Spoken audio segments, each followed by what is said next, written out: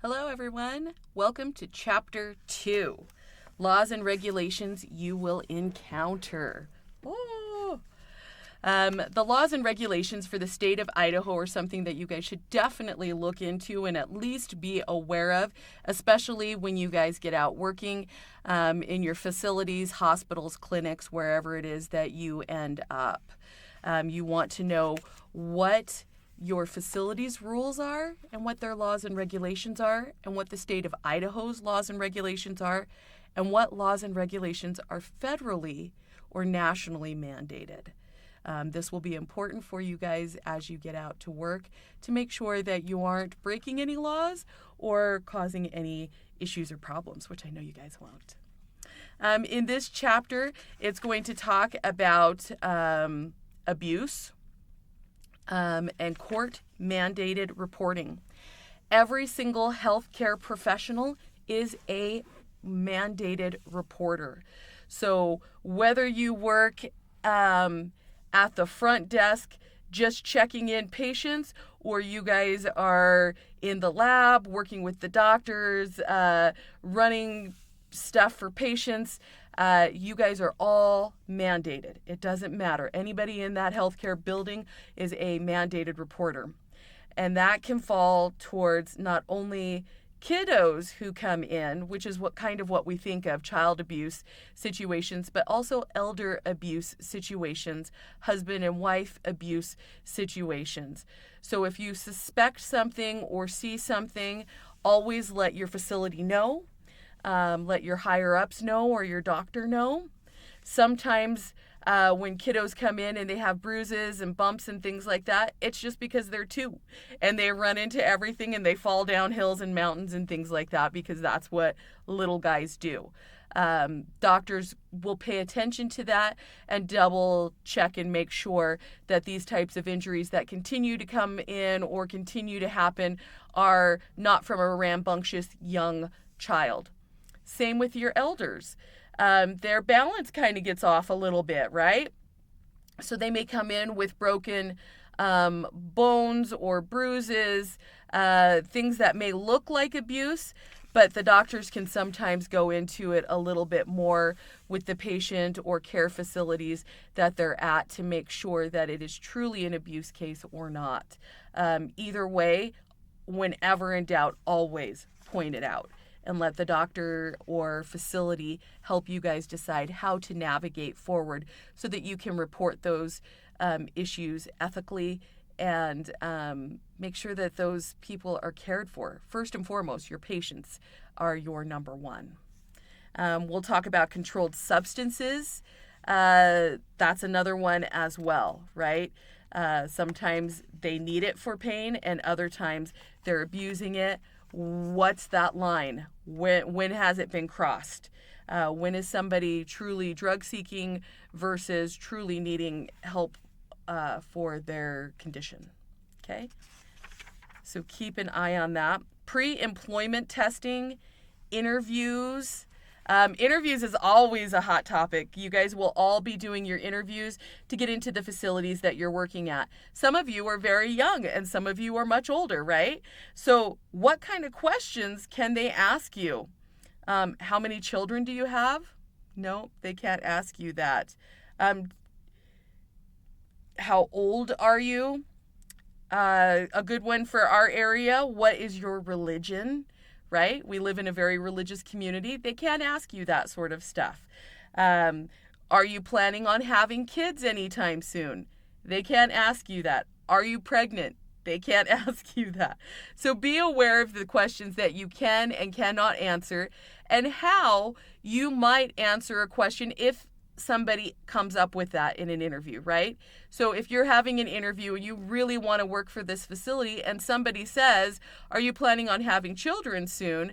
How do you navigate that? What kind of verbiage would you use to avoid answering the question directly, but without being rude and saying, you can't ask me that question, right? So some food for thought there. Your pre-employment testing, drug testing, what can be included in that.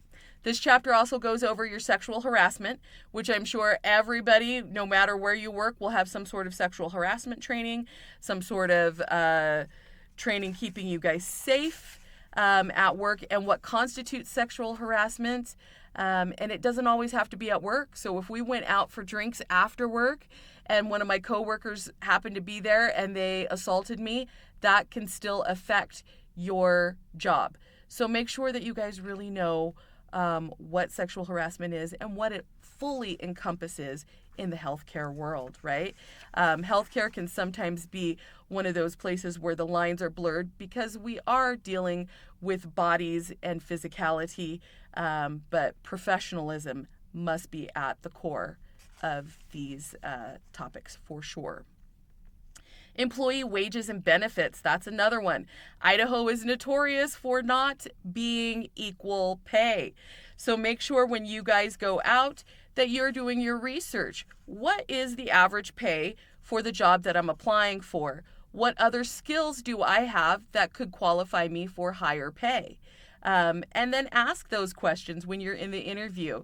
If they're paying X amount of dollars and you want Y, then say, what can I do to help improve and increase my pay? Are there steps for me to improve in the company and move up in rank or pay, right?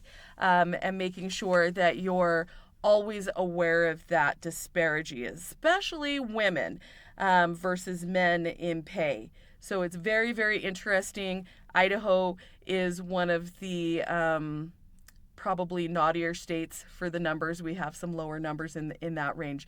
So the way to fix that is you guys being educated when you go out and knowing what your worth is and asking for it when you are applying for jobs. We also talk about workers' compensation, Social Security, Medicare, Medicaid. Those are all big topics, lots and lots of information in there. OSHA, Occupational Safety and Health Act, what they cover, how that pertains to you. Know your rights and your regulations for that. There's a fact sheet in your book that kind of goes over that, and that's really great. You'll also see it in your offices. We always see those posters, and we don't really pay much attention to them. It's some of those things that's just at your office. It has to be posted. It has to be there. Maybe stop and read over it a little bit and become familiar, at least vaguely familiar, with the rules and regulations for not only your facility, but for our state. So that way you know how to proceed forward. There's lots of great little scenarios and boxes for you guys to read throughout this chapter that will give you kind of some food for thought. There's also unions and healthcare workers. In Idaho, they have pushed back against unions multiple times, and they have tried to come in several times. So maybe familiarize yourself. What is a union? Why do I care about it? Is it a good thing? Is it a bad thing? How would that affect my workplace relationship? And then just give some food for thought about the chapter. Medicare, Medicaid, government-sponsored health care delivery and compensation systems. Medicaid, Medicare changes every single year. And there are Part A, B, C, D, E, F, G, X, Y, Z in there, knowing what those are, especially as you have some elderly or older patients come in who are utilizing Medicare or Medicaid systems. How does that affect your office? Why is there a cap on it? Why do we only take so many? Why do they pay less? Things of that sort to kind of spark your mind or interest. Why would I join a union? What's the wage or benefits for doing so? OSHA effects, rights to know, blood-borne pathogens if you guys work in labs or draw blood, start IVs, anything of that sort. Why do I have to wear my gloves every single time? And I have gone to the hospital and I've had people start IVs on me not wearing gloves. And I've had blood drawn from people who were not wearing gloves.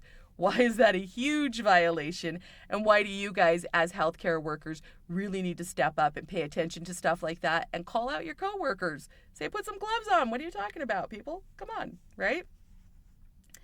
Are there circumstances that require mandatory reporting? Injuries, deaths, child or elder abuse. So again, just really read over the chapter. Make sure that you guys pick an article this week that pertains to this chapter, or one of the previous in this section. So we'll see you later.